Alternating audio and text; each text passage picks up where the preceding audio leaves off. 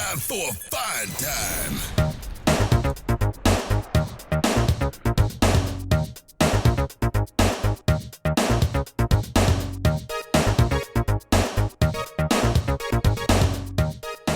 Hello, party people. It's your boy Dre, and I'm here all by myself today because I'm a crazy person and I didn't want to subject anyone else to my insanity.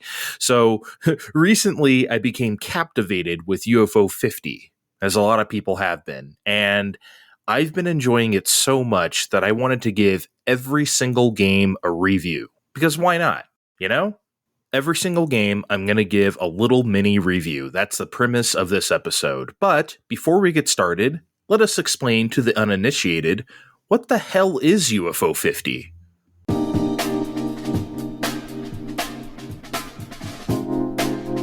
UFO 50 is a game compilation largely spearheaded by Derek Yu and his associates at Mossmouth, who previously worked together on Spelunky. And when I say games compilation, I truly mean that. These are actual games, not mini games, not WarioWare micro games. They are real deal, full-on video games from all sorts of genres: platformers, puzzle games, RPGs, shmups, beat-em-ups, party games, everything, okay? And there's really 50 of them. It's incredible. It's almost too good to be true, but it is true. The reason why it's called UFO 50, besides the fact that there's 50 games, is because the story of the game is that they were all created by a company called UFO Soft.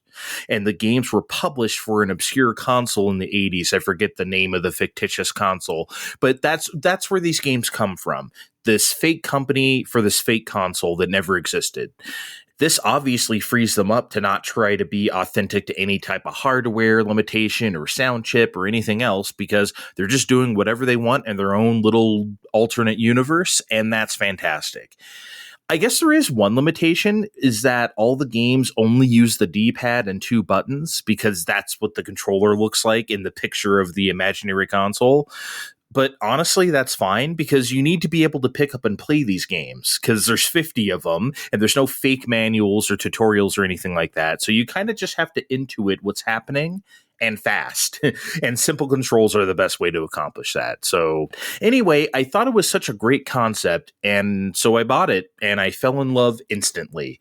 And yeah, I'm just going to touch on every single one of these games as quickly as I can. I'm shooting for under an hour here, so let's see how I do, all right? I have one more bit of preamble before I get started, though. While I'm going to give each game a letter grade, please understand that all of this is just for funsies, okay? Some of these games I played for 5 minutes, some of these games I played for 5 hours. All right, hardly any of this is going to be objective or thorough. So all of this is just how I felt about whatever I played of each game. Because honestly, it's more fun that way. We're keeping it fast and loose here. And after every 10 games, I'm going to take a break and give you some overarching UFO 50 thoughts that I have. Okay? Hope that sounds good, and I really appreciate you taking this trip with me, the listener. And with that, let's get started. Game 1, Barbuta. Barbuta is your very classic, very early 80s type of side-scrolling adventure game. I think you know the type. It's really slow, it's really clunky, and it's really unforgiving. So yeah, I guess it could be frustrating for people who aren't into that kind of thing, but I'm into that kind of thing. So for me, it's rewarding once you figure it out. The good thing is that Barbuta isn't nearly as cryptic as an actual adventure game from that era, which is very welcome. I've played a lot of these types of games in my time, and the old school idea of the adventure game as a genre I still really love and really respect.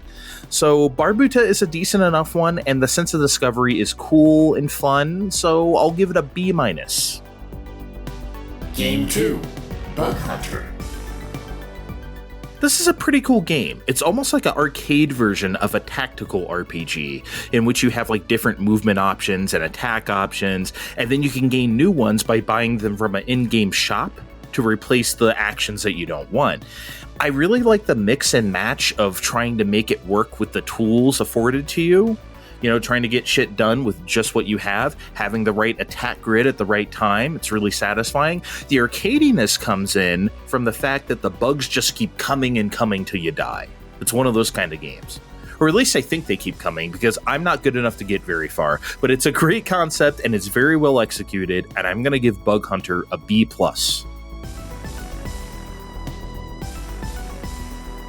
Game 3, Ninpek. This is an auto-scrolling platform game like Sun or Goemon, but you're a ninja, hence the name Ninpek. I guess it takes after Ninja Ja Maru-kun too, of course, and I guess this game is okay. I appreciate what they were trying to do here, but I don't think it totally comes together. Some of the enemies can take a lot of hits, which feels unnecessary in an auto-scrolling game like this, and some projectiles can feel kind of cheap. I guess maybe the enemy placement feels a little haphazard is what I'm trying to say, and it doesn't allow for like that careful ramping up of difficulty these games are known for. Also, you don't get any points for killing enemies. Each enemy drops like a doodad when you kill them, and you have to go get that doodad to get the points, which is a pretty fussy thing to do on top of everything else going on. So yeah, Ninpek's heart is in the right place, but I can't give it any higher than a C-. Game 4, Paint Chase. I really like the idea behind Paint Chase, but it doesn't really work out. So this is a top-down racing game like Rally X or Route 16, where you drive your car around and take out other cars, but your car is also painting the road, and the enemy cars are also painting the road, and the point of the game is to paint a certain percentage of the road before time is up, almost like Splatoon Turf War, where you win by paint coverage. So, like, that's a great idea, right? But the problem with Paint Chase is that it just doesn't give you a break. There's so many cars painting the road and only one of you, and it's really difficult to manage. You could say it's because I suck at the game, and that might be true, but in just the second level, they start introducing airplanes that shoot paintballs all the way across the map. They paint everything. How are you supposed to deal with that? Shouldn't that be on level 20, not level 2? Yeah, so great idea with Paint Chase, but it's too daunting to be any fun to me, so unfortunately, I'm going to give it a D. Game 5, Magic Garden. Magic Garden is a simple little top-down game where you pick up slimes and then they follow you in a line, kind of like Flicky, and then you drop them off in a zone and you get points. The more slimes you drop off at once, the more points you get, again, just like Flicky. It's a pretty fun risk-reward mechanic of trying to drop off as many slimes as you can at once without getting hit, and you don't want to get hit because you get hit once, it's game over. You have one life to live. So that makes it a fun little score attack thing to see how many balls you can keep juggled up in the air at once. It's very simple, but effective enough at what it does, so I'll give Magic Garden a B-. Game 6, Mortol. This is really great. This is like an action puzzler where you have 20 lives and then you need to sacrifice yourself in various ways to get through the level.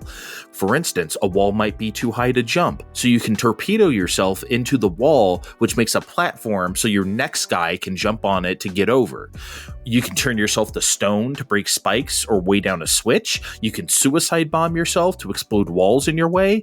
It's so much fun figuring out how to proceed while using as few lives as you can, and then going back and doing it again if you want to improve your efficiency so you can continue with more lives than you did before. It is just so much fun. Mortol is a killer concept, and it really stands out as one of the greats here on UFO 50. I'm going to give it an A-. Game 7, Velgress.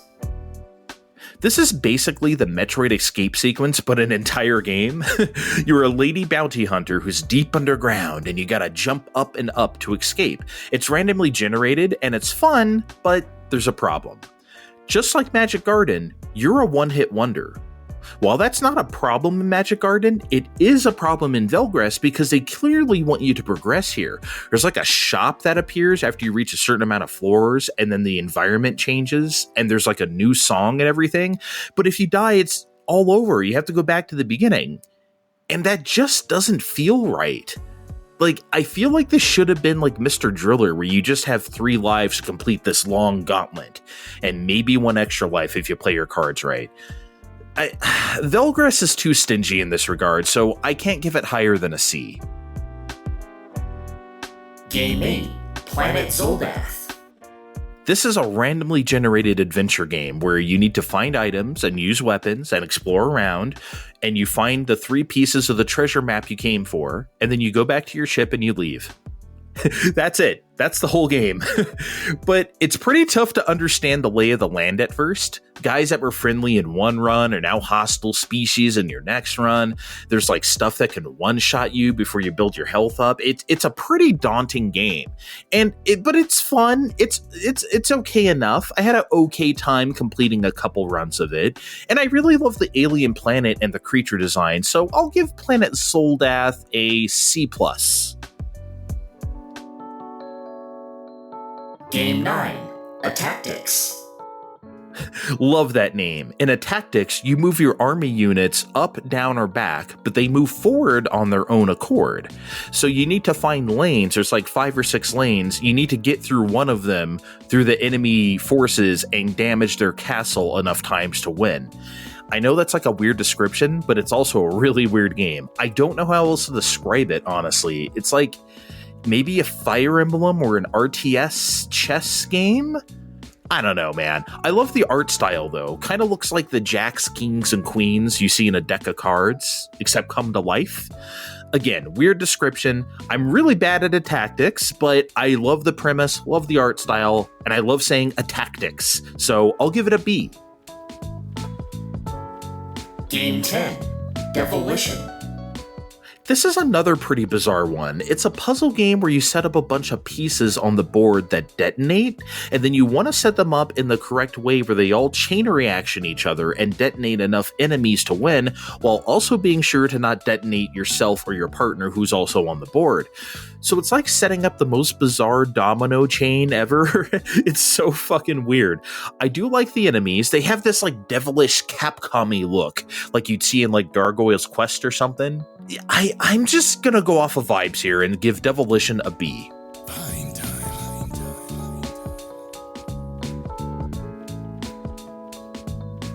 All right, let's take a break because I want to talk about music.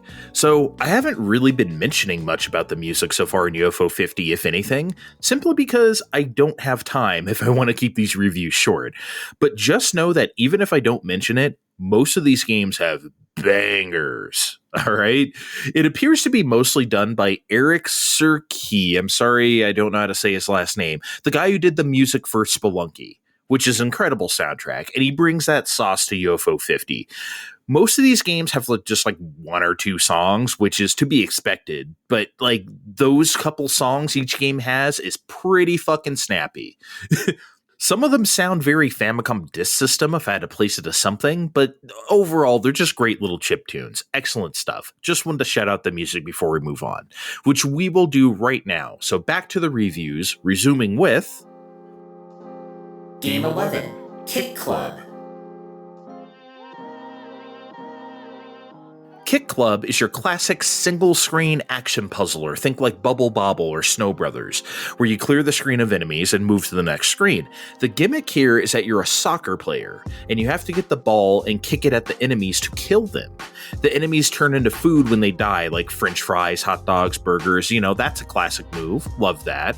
The hurry-up ghost is funny. It's like the ghost of a soccer coach, like blowing his whistle and chasing you around, so that's cute. So all the elements are here, and Kick Club doesn't really bring anything new to the genre, but that's okay. The vibes are good, so how about a B- for Kick Club? Game 12, Avianos. I may have joked before how I was too dumb to be good at Bug Hunter, but I legitimately cannot wrap my head around Avianos.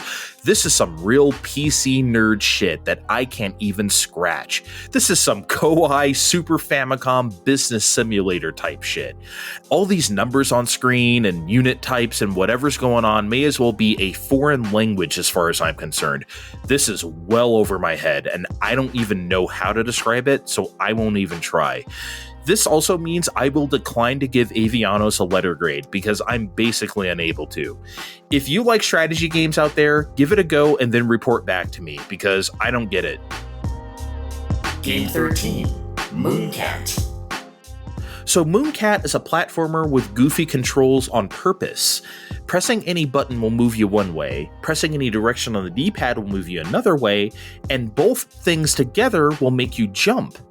It's so weird. I think you might be meant to play a two-player where each person controls one of the levers, so to speak. I could see that being fun.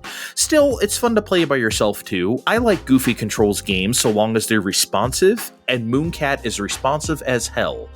But there isn't a whole lot to the level design, so I think I'll give Mooncat a solid C+. Game 14, Bushido Ball. Bushido Ball is a Pong-style game, or maybe a closer comp is Windjammers, where you pick a feudal Japanese warrior to hit this ball back and forth and try to score on your opponent. So depending on the character you pick, you have different swords, throwing weapons, ninja stars, kunai, all that stuff. So the characters feel really distinct from each other, which is always appreciated. You can also hit your opponent with those weapons and stun them so they can't defend your shot, so that's a good strategy to use in this game. It's as simple as it sounds, and I don't know if I have much more to say about it than that. So I'll give it a C+. It's decent enough. C+ for Bushido Ball. Game 15, Block Koala. This is your typical push the blocks kind of puzzle game, like Adventure of Lolo or something like that. So that's cool. I like those. Problem is, the first level is really hard, and they don't ease you into the logic of the game at all, which kind of sucks because there's a bunch of blocks with numbers, but some of the blocks don't have numbers, and I guess they want you to trial and error it, but I'm too dumb for that. I need a few easy levels, okay? I'm not saying I wanted a tutorial, because I never advocate for a tutorial, but come on! When you start that difficult from the jump, a person like me doesn't stand a chance. Block Koala might be a good game, but I had a bad time. And since I'm rating personal fun factor here, I'm gonna have to give Block Koala a D+. Game 16, Camouflage.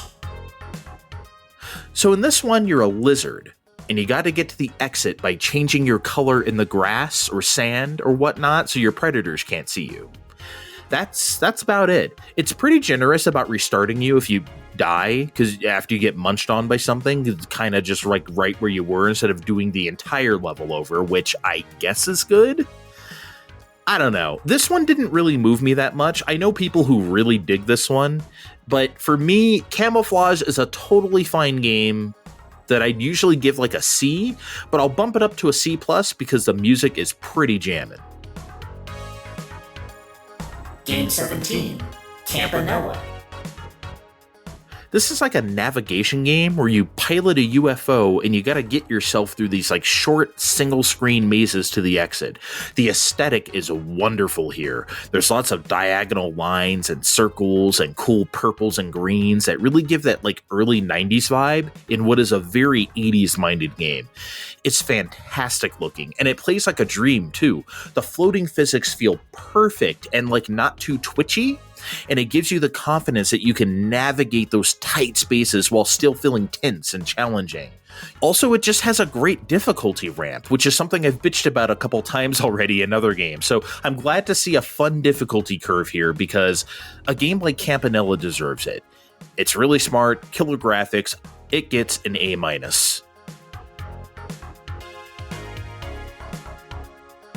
Game 18, Golfaria. Golfaria is an adventure game where you're a golf ball and you have to stroke yourself, across the landscape. And you just putt around and discover stuff. But the gimmick is you have a limited amount of strokes before they put you back at the checkpoint. So you have to find birdies and eagles around the course to replenish your strokes. Get it? They're really clever here on this one. I really appreciate the commitment to the concept, honestly. Also, the music is insane. It feels manic and surreal.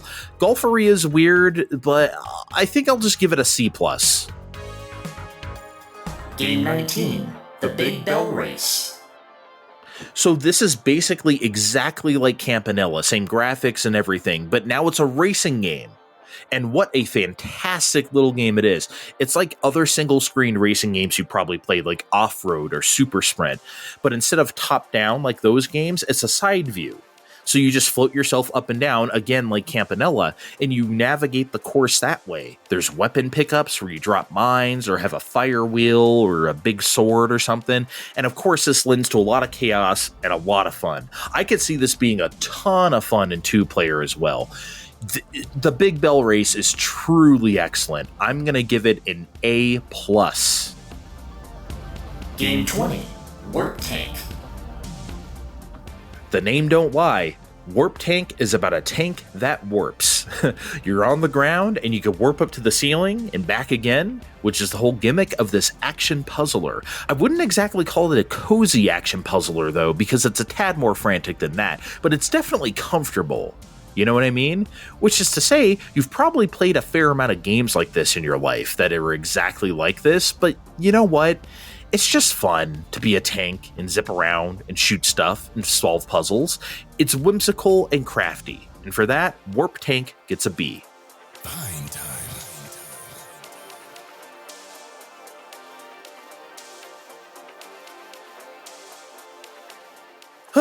Okay, let's take another break. So, here's something I really appreciate about UFO 50. So far, you've heard me say stuff like, this game is reminiscent of this, or this game seems to take this element from that. But it's important to note that all of these games feel really original. None of them are like, here is Galaga with a slightly different ship, or it's just Pac-Man with a different critter who gobbles dots, because, you know, that would be really boring. They're not doing that. The concept of UFO 50 obviously demands a lot more than that, because if you're going to make a fake lineage of games from a company that doesn't actually exist, you can't sell that by making just Space Invaders clones, you know? They're working within the well-worn confines of very well-established genres and just making more games in those genres that could have easily existed. But yeah, that sense of awareness about what they're doing and how they're crafting the game to meet that is what makes UFO 50 really, really special. Okay, let's keep going. Starting with Game 21, Waldorf's Journey. So everyone's played Worms before, right? The way you aim the reticle, and then you hold down the button just long enough to arc your shot just the right way. So imagine that, but for jumping. That's Waldorf's Journey. You're a walrus who's making its way across many platforms floating above the Arctic Ocean, trying not to fall in said ocean. It's a tough jumping mechanic that's really fun to master. And there's just something about the visual of like a high-flying walrus just gliding through the sky, sometimes flapping its arms, sometimes using a balloon. You ever see a walrus on a balloon? That's video game, baby. Very fun, very cool. Waldorf's Journey gets a B. Game 22, Porgy. Yet another cool little adventure game. This time you're a sentient submarine with a face. Or are you a yellow fish? Whatever you are, you're Porgy, and Porgy must explore the depths of the ocean without running out of fuel. You need to go carefully down, get fuel upgrades, and weapon upgrades too, and bring them back to base so you can install them. Which of course lets you explore more and more of the ocean as you get more fuel. Of course this is easier said than done, because the ocean is quite dangerous, and if you can see the roots of Spelunky in anything in UFO 50, it's right here in Porgy, because as soon as your base says, a chill just went up my spine, you know what that means. Well, I don't want to ruin it for Porgy, but suffice it to say, the fear of death is very strong in Porgy. And the fear is the fun, as I always say, which means Porgy is a lot of fun, and I'll give it a B+. Game 23, Onion Delivery. This is an overhead driving game where you go to the zone on the radar and you deliver the goods, presumably onions, because it's called Onion Delivery, and then you return back to the station. I love a good job game, you know? It's fun. You're also an alien for some reason, which doesn't really factor into the gameplay at all, but I guess it just adds to the weird. The game definitely feels 90s weird. Anyway, the only real enemy in Onion Delivery is your own bad driving. So it's all about learning to maneuver your car and drive on the right side of the road and, all that stuff, and while getting to where you need to go in the time limit. Fun driving action here in Onion Delivery, and I'll give it a B. Game 24, Caramel Caramel. Hey, we finally have our first shmup. And the hook is that in addition to firing, you also have a photo button to freeze your enemies in a Polaroid frame for some reason. And you also start the game with 0 lives for also some reason. I don't even know if you can earn more lives. It just says, chip X0. So it's like, I guess I could earn more lives, but I never did. So yeah, this is a bit of a head scratcher. Why 0 lives in a shmup? And I like the picture-taking idea, but I also don't understand the benefits. Maybe I just need more time with it, but for now, Caramel Caramel gets a generous C+. Game 25, Party House. I don't even know how to begin to describe this game. I've never played anything like it. Let's just say it's like a deck-building game, but your quote-unquote cards are your party guests. And the goal is to throw as killer of a party as you can without the cops or fire department showing up.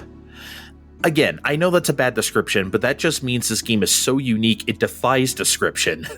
Party House is super addicting, and it gets an A-.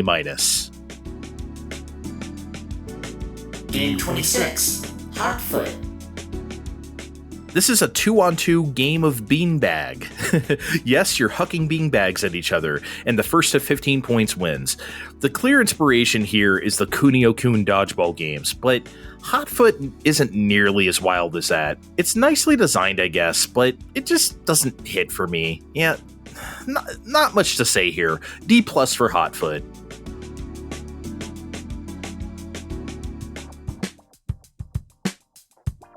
Game 27, Divers. Oh my god, this game is so cool. So you're like a sea lizard, and you and your 2 companions explore the ocean and battle enemies in turn-based combat. That's right, this is an RPG, baby. The vibe of this game is pretty unreal. The darkened space around you as you swim through the ocean looks so cool, and the lizard designs themselves are just so fucking rad, man. It's like peeking in on some sort of weird ancient civilization that we weren't privy to. So cool. As for the role-playing part, it's almost like a Final Fantasy Legend game for Game Boy, aka the Saga series, especially with the limited use equipment and everything. So if you love those, you'll love Divers. This one gets an A. Game 28, Rail Heist.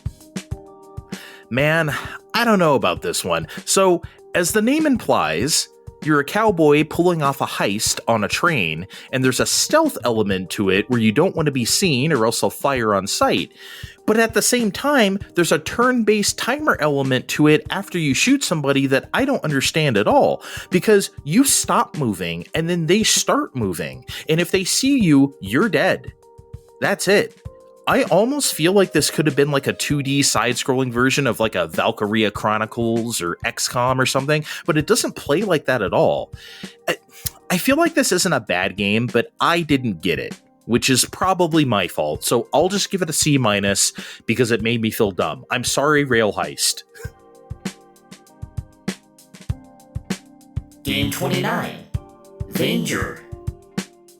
This is an action-adventure game in space. So yes, it's Metroid-inspired, and you have all sorts of spaces and corridors to explore, and it's really easy to get lost. And unlike most people, I think getting lost in these games is pretty fun.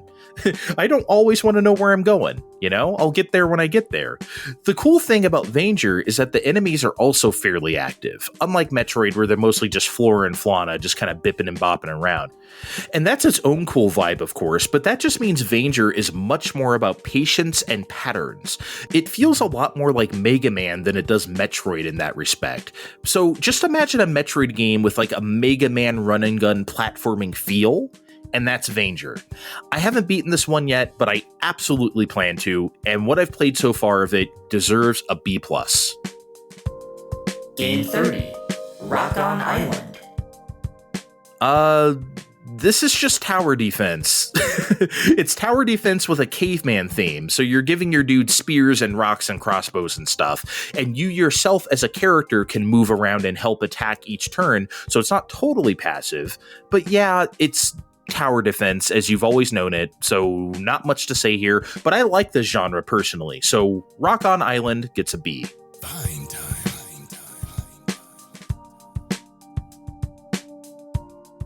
All right, break time. So, I really wanted to say that even though these games share assets and fonts and sound effects, because let's be real, who has the time to make 50 completely bespoke games, no matter how small they are? None of these games feel like copies of each other. They don't feel too similar in theme or samey in concept or anything like that. Yeah, there is Campanella and the Big Bell Race, which are the exact same graphics and whatever, but those are also two completely different games and genres. And even then, reusing fonts and presentation aspects gives it that feel like we all know what the Taito font looks like, or the Namco font. That gives us that certain feel. You know, and the games in UFO 50 have that feel. So point is, you're going to truly feel like you're playing 50 different games from the same fake ass company. That total commitment to the bit is so commendable, and UFO 50 would not work any other way. And with that, let's get back to the action, starting with Game 31, Pingolf. I love this game.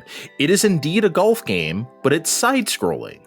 It's also a futuristic game, so you get to pick a cool-ass robot to golf with, and the game hits all the vibes. The music is on some real 1987 Konami shit. It slaps so much, and the visuals are fantastic.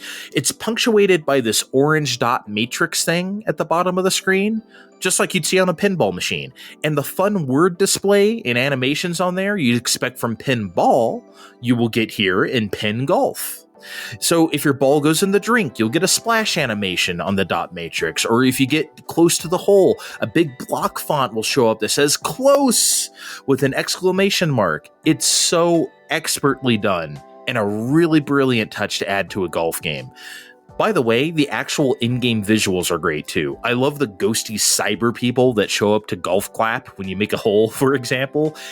God, pin golf is excellent to look at and excellent to play, and it gets an easy A. Game 32, Mortol II. All right, we got our first sequel. It's a similar concept of the first Mortol, but now it's this wide open exploratory thing where you start with 100 lives, but now you have several selectable characters. A ninja, a gunner, a mechanic, etc. They all have their own unique sacrifice.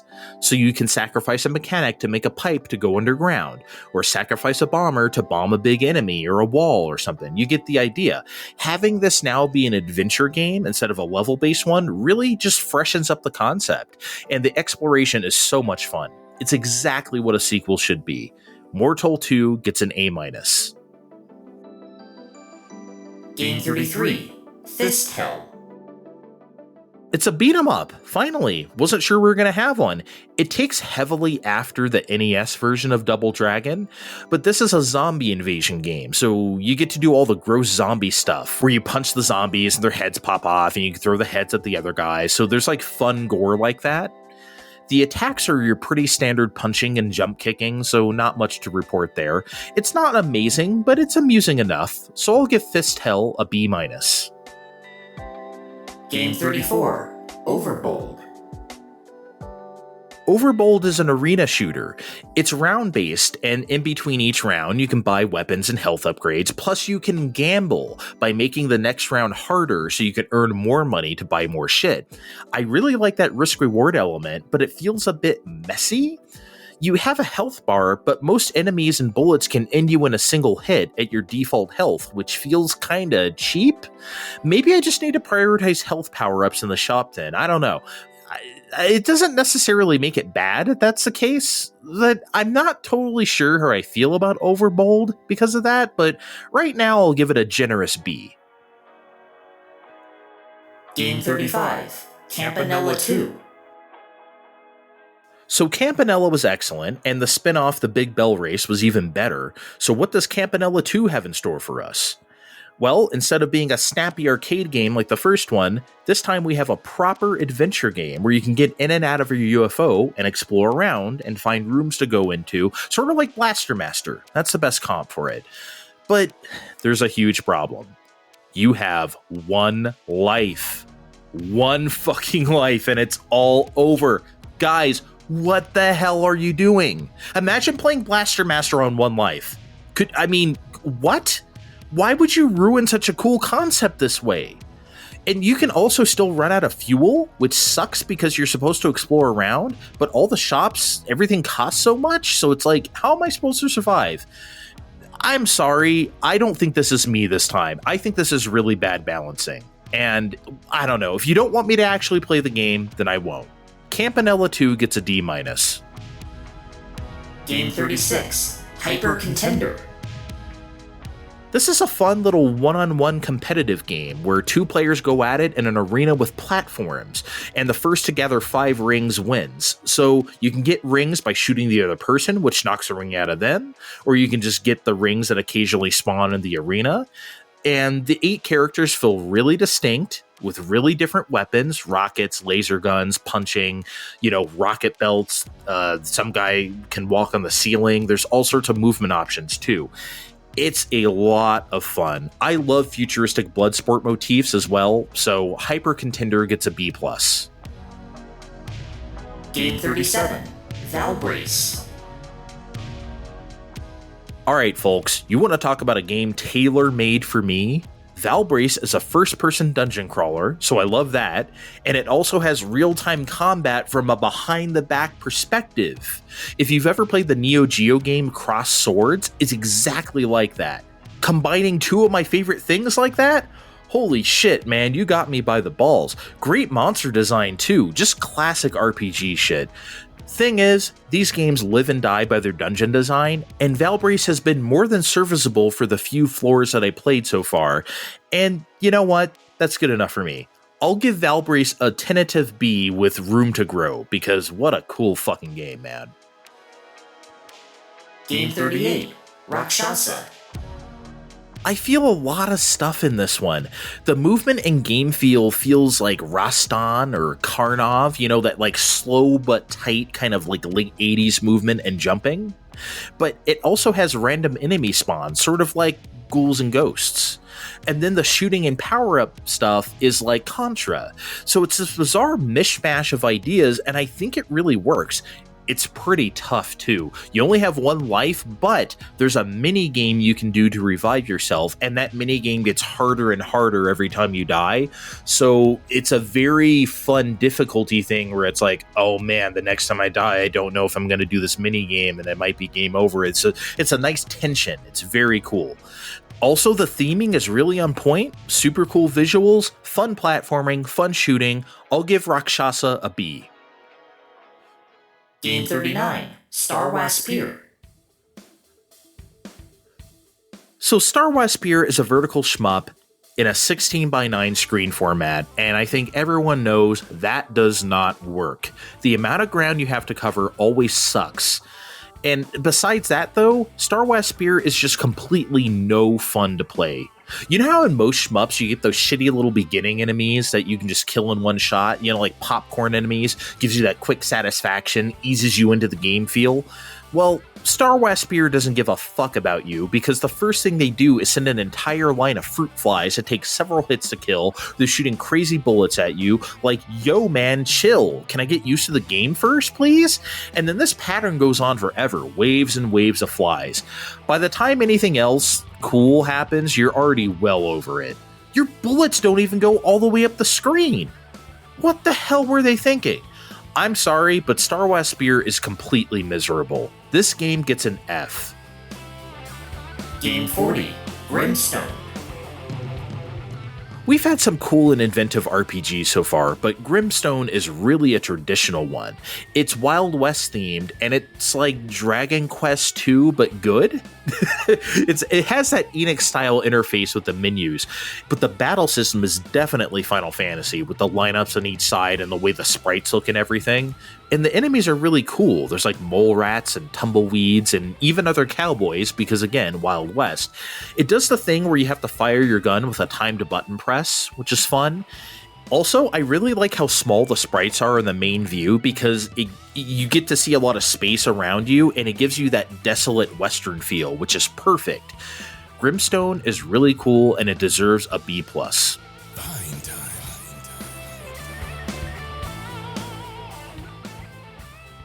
All right, so as we come down the home stretch here, I want to say something.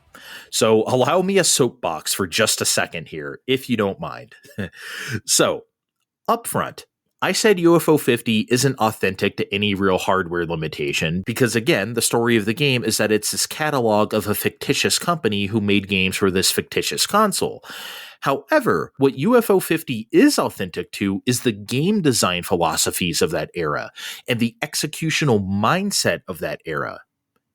And there's a thing I hear a lot of people say when it comes to retro indie games, and it's that what those indie games are doing is making those old games as grand as you remember them as a kid, the way they live in your mind, you know, the game you thought you were playing back then from your memories.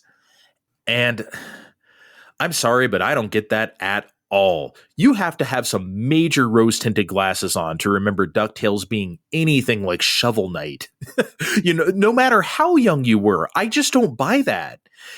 And Sea of Stars is nothing like Chrono Trigger, no matter how many people say it is. In fact, I don't think there's a single indie game that actually looks and feels and sounds like any Super Nintendo game. That system has a very distinct graphical capability and a very distinct sound font that you're really not going to replicate unless you made it for an actual SNES. And some people do that stuff, right? But even then, it's a little different making an SNES game in 2024 with all these years of know-how of that hardware under our belt versus making an SNES game in 1992, you know? So you can't capture that feel no matter how hard you try. I guess all I'm trying to say is that UFO 50 is so smart because the way they execute ideas is the most authentic thing about it. That mindset is what made those games those games. That's what you can capture today. And that's something a lot more indies could stand to come to grips with instead of just putting chiptune music over chunky sprites and calling it a day. I hope UFO 50 shows everyone that it doesn't have to be that way. All right, I've said my obnoxious piece. I'll shut the fuck up now. Let's do the last 10 games. Game 41, Lords of Disconia. I love this one. It's like a super deluxe board game where you choose some medieval units like knights and orcs and shit like that, and then they manifest as discs on a playing field. And you get to ricochet those discs at your opponent to deal damage. It's so cool. Of course, there's a lot of fun strategy here because the orcs are huge and easy targets, but they have a lot of HP. And then there's discs that are small and agile and have very little HP. So it's really fun to mess around with various team compositions to suit your playstyle. It's just so satisfying to get a good angle on an enemy piece and fire yourself right in there and destroy their ass, or bounce them around to hit them into their other pieces while keeping yourself safe. This is another game that I would love to play with an actual person, but just like the others, it's still great by yourself. Lords of Disconia gets a B+. Game 42, Night Manor. Wow, so Night Manor is a point-and-click horror adventure. The cool thing about it is that there's only a few actions you can do, which basically boil down to look, take, or use. That's it. You don't have the usual host of commands at your disposal that you might see in other games like this. And I was worried that this simplified approach might make the game too easy or too boring, but it definitely doesn't. It's very atmospheric and creepy, there's lots of rooms to explore and problem solving, and is very well written too, which is a must for this kind of game. Anyone who remembers the NES era of this stuff like Shadowgate or Deja Vu will be right at home here. I can't say enough good things about Night Manor. It gets an A. Game 43, Elthasar's Hat. Hey folks, we have a top-down 8-way directional shooter. That's right, it's Pocky and Rocky, baby. This is easily the most directly inspired game in the entire collection, and it's a good one to do because people have always tried to rip off Pocky and Rocky, and they're never really that good. But Elfisar's hat does not suck. It is very cool. You already know exactly what this is. It's Pocky and Rocky. There's not much for me to say here. Great power-up system, controls like a dream, dodging stuff with the dodge button feels great. No complaints at all here. Elfisar's hat gets a B+. Game 44, Pilot Quest. Pilot Quest kind of feels like the signature game of the package because it stars the characters you see on the UFO 50 title screen, and the graphics are clearly very labored over, and the music is slapping. Holy shit. This was somebody's baby, and you can tell. What Pilot Quest is like a town building and resource gathering game. So you go out on foraging missions and get stuff and then come back to town and use those resources to build other stuff. It's kind of basic, but it's one of those games that's extremely elevated by its audiovisual elements. You'll just want to play it because it feels good. The vibes are immaculate. And you're armed with a yo-yo. That's always fun. Everyone loves a yo-yo. Pilot Quest hits all the right notes, literally, and I'll give it a B. Game 45, Mini and Max. So Mini and Max is like a non-linear exploratory platformer where it's about exploring this big space because you shrunk, like Honey, I Shrunk the Kids. So it's cool because you see everyday things like pencils or books or apples that are now several screens tall because now you're so tiny. So that's cool, but almost every task is like, you talk to an NPC and they're like, hey, I'll help you if you give me this thing. But I encountered like 5 or 6 NPCs who said this, and they all want something different. I guess it's supposed to be like a chain reaction thing where you're essentially like trading items with people all around the map until you win. But like, that's not really that fun in a platformer like this. I don't know, man. You know what? I'll blame this one on me. Okay? This is on me. This seems like a good game that I just don't get. Mini and Max, I'm going to give you a C+, but just know it's not your fault. Game 46, Combatants. Combatants is a real-time strategy game, my least favorite genre in the world, which means I don't stand a chance in hell at reviewing this properly. So I'm not even going to try. Okay, I guess I like the motif because you're ants. Get it? Combat ants. This sounds like the kind of game where the name came first and then they built a game around it. Yeah, I'm sorry. I got nothing on this. No grade for Combatants. You're going to have to ask someone smarter than me. Game 47, Quibble Race. So imagine one of those Koala horse racing games, except much seedier and slimy as hell. That's Quibble Race. So what you do is bet on one of 3 quibbles to win this race. You can go to the shop to buy such things as illicit steroids to help your quibble win. Or you can buy pills to drug up the other quibbles to slow them down and help them lose. What a world, huh? You can also sponsor your own quibble to make even more money off the races. Oh yeah, there's also a loan shark for good measure, because what's an illegal gambling ring without a loan shark, right? It's a pretty simple game though, not much to it, and it's not really for long-term play because you kind of just do a season of bets and then the game is over. So it's not a continuous long play type of deal, but still, it's a great motif and I love how comically sleazy this world is. So Quibble Race gets a B. Game 48, Seaside Drive. Oh my good god, where do I begin?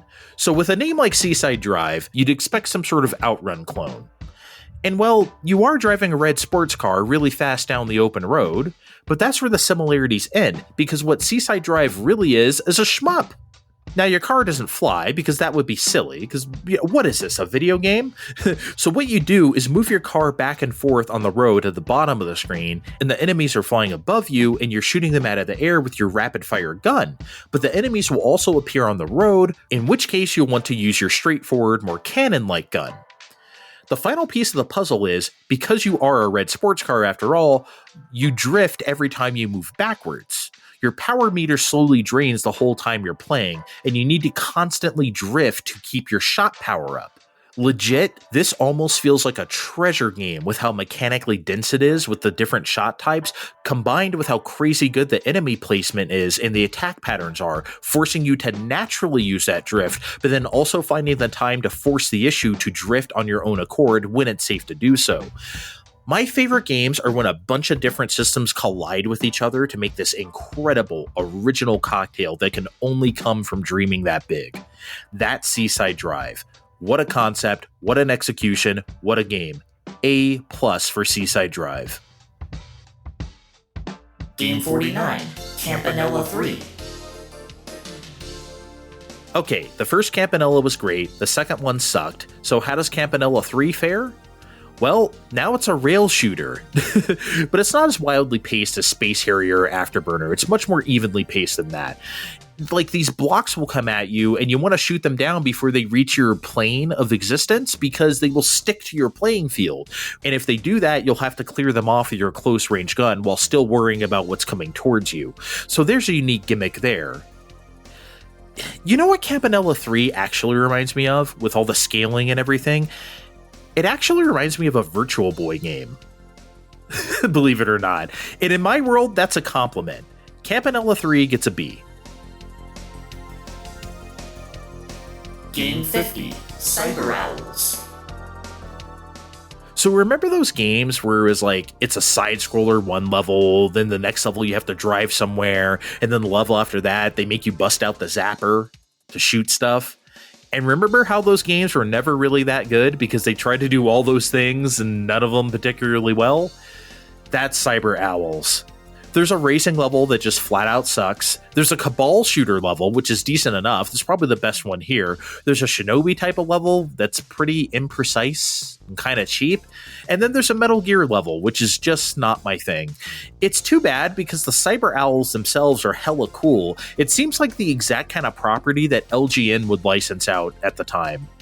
And unlike my Virtual Boy comparison, that was not a compliment. Cyber Owls gets a C-.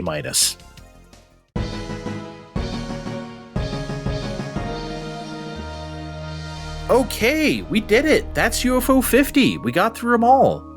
And you know what's so crazy impressive about all of this? The grand majority of these games are worth playing. Yeah, there's a few duds, that's to be expected, but so many of these are good to great. And I love this game, man. I love UFO 50. And that's what I want to leave you with before I get out of here. This is something I never do on this show, but I'm going to do it this one time. I implore everyone listening to this to go out and buy UFO 50. Please support this game.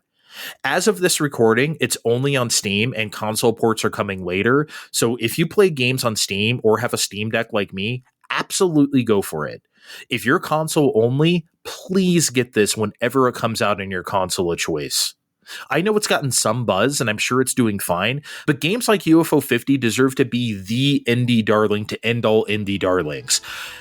I don't want to live in a world where fucking Tunic is considered tops and UFO 50 isn't. Sorry to any Tunic fans out there, but not really. And you know what? I haven't even said the best part yet. UFO 50 is $25. $25! Are you joking? This is one of the most generous packages of all time. Hands down.